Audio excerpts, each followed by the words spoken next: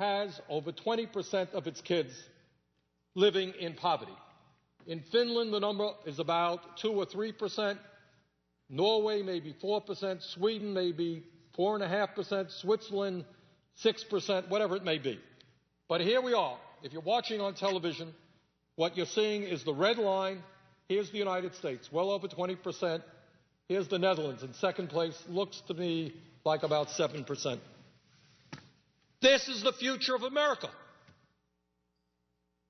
So we're sitting here talking about an agreement which says let's give huge tax breaks to billionaires, and here's the reality.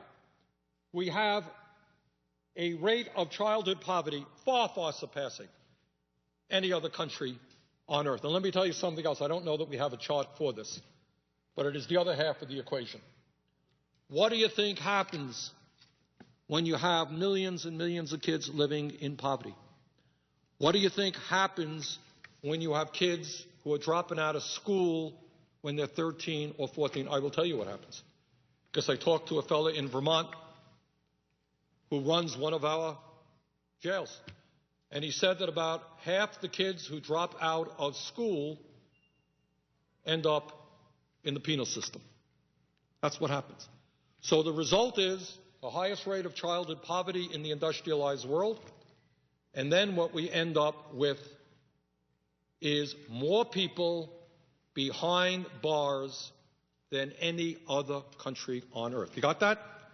China is a communist, totalitarian society, much, much larger than the United States of America, which is a democratic society.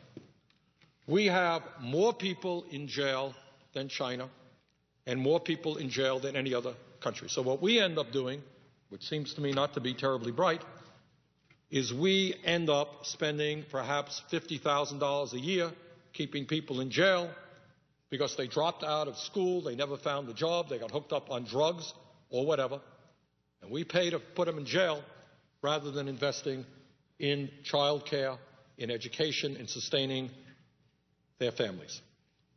So, Mr. President, when we look at the context in which this agreement was reached, we have got to see that it takes place at a time when the rich are already doing phenomenally well.